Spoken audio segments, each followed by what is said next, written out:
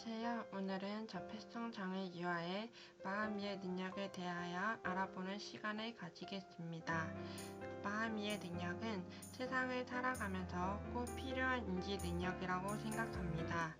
유아가 세상과 소통하며 타인과의 상호작용을 원활하게 할 수 있도록 적절하게 교육적 지원을 제공하는 것은 유아특수교사로서 꼭 해야 할 일이라고 생각합니다. 따라서 이번 시간에 마음이해 능력에 대하여 자세하게 알아보고 이에 따른 교수 방법을 함께 알아보겠습니다. 먼저 첫 번째로 마음이해 능력이 무엇인지 알아보겠습니다. 마음이해 능력이란 다른 사람의 행동을 이해하고 그 사람의 행동을 통해 그 사람이 다음에 어떤 일을 하게 될 것인지를 추론하는 능력을 말합니다.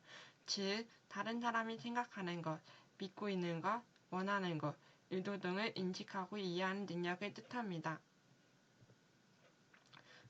마음이해 능력은 사회인지 발달 영역의 한 부분이며 조망 수용 능력이나 공감, 눈치 등과 같이 다른 사람의 입장과 견해를 이해하는 능력을 포함합니다. 그렇다면 이러한 마음이해 능력을 가지고 있는 자폐성 장애 유아의 특성은 어떤 것이 있을까요? 먼저 첫 번째로 글자 그대로 해석하는 경향이 있습니다.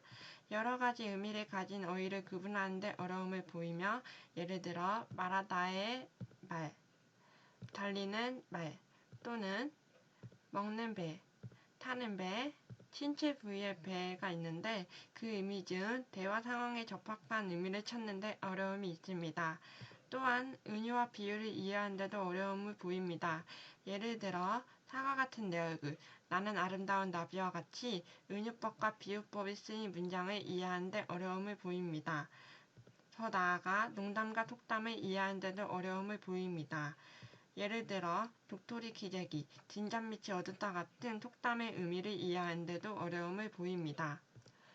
두 번째로 심리적 상태 관련 어휘 사용에 어려움이 있습니다. 실제로 일반 유아는 다양한 정서를 나타내거나 마음 상태를 나타내는 어휘인 신나는, 행복한, 슬픈 등의 용어를 자주 사용하는 것에 비해 자폐성 장애 유아는 이러한 용어를 적게 사용합니다. 세 번째로 다른 사람의 정서적 상태 이해에 어려움이 있습니다. 상황에 근거한 정서나 다른 사람의 믿음과 바람에 근거한 정서를 이해하는 데 어려움이 있습니다. 예를 들어 선물을 받았기에 기쁘지만 내가 좋아하는 선물이 아니어서 약간 실망스럽다와 같은 정서를 이해하고 표현하는 데 어려움이 있습니다. 또 얼굴 표정이나 눈빛을 통해 즐거움, 슬픔, 화남, 두려움과 같은 정서를 이해하는 데도 어려움이 있습니다. 더 나아가 다른 사람의 정서를 이해하기 위해 눈을 바라보지 않는 모습을 보이기도 합니다. 네 번째로 다른 사람의 정보적 상태 이해에 어려움을 보입니다. 다른 사람의 시각적 조망 수용을 이해하거나 다른 사람의 틀린 믿음을 이해하는 데 어려움을 보입니다. 여기서 틀린 믿음 이해란 나는 알고 있지만 다른 사람은 알지 못하는 것을 이해하는 걸 말합니다. 예를 들어 한 여자아이가 사과를 먹고 식탁 위에 올려둔 채 잠시 외출하는 상황을 가정해 봅시다.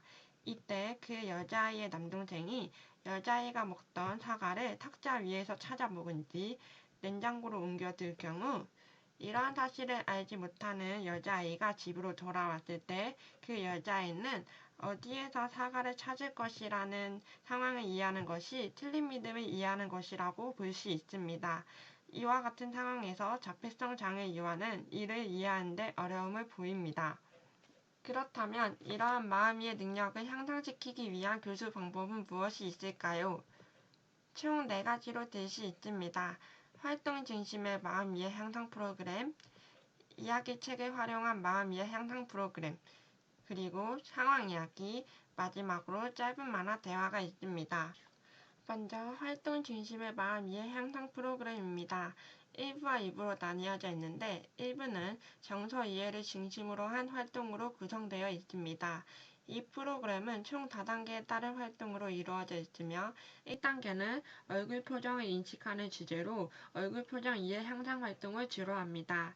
2단계는 상황에 근거한 감정을 주제로 여러 가지 상황을 이해하고 그에 따른 감정 이해를 위한 활동을 합니다. 3단계는 바람에 근거한 감정을 주제로 상대방이 원하는 것이 무엇인지 알고 바람이 이루어졌을 때의 감정과 바람이 이루어지지 않았을 때의 감정을 이해하기 위한 활동을 합니다. 마지막으로 믿음에 근거한 감정을 주제로 다른 사람의 믿음을 이해하고 추론하며 이러한 믿음에 대한 감정을 이해하고 이후의 결과에 대한 감정을 이해할 수 있는 활동을 합니다. 그 다음 제2부는 마음 이해를 중심으로 한 프로그램으로 구성되어 있습니다.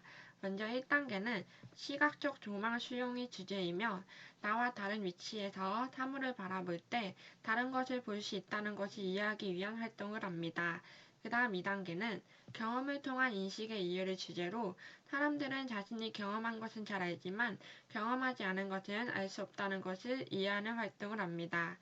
3단계는 사실과 일치하는 믿음의 이해를 주제로 다른 사람이 생각하거나 믿고 있는 것이 사실과 같은 것을 이해하는 활동을 합니다. 마지막으로 틀린 믿음의 이해를 주제로 다른 친구가 생각하고 있는 것이 사실과 일치하지 않다는 것을 이해 활동을 합니다. 이러한 여러 가지 프로그램으로 교육과 중재를 실시했을 때 다른 사람의 마음 상태에 대한 이해 능력이 어느 정도 향상될 수 있다고 합니다. 두 번째로 이야기책을 활용한 마음이해 향상 프로그램입니다. 정서및 인지적 용어를 포함하고 있는 그림책 교수를 실시한 결과 심리적 상태를 나타내는 낱말을 좀 더 다양하게 사용할 수 있다고 합니다. 따라서 정서 및 인지적 용어가 포함된 그림책이나 이야기책을 활용해야 할 필요성이 보입니다. 세 번째로 상황 이야기입니다.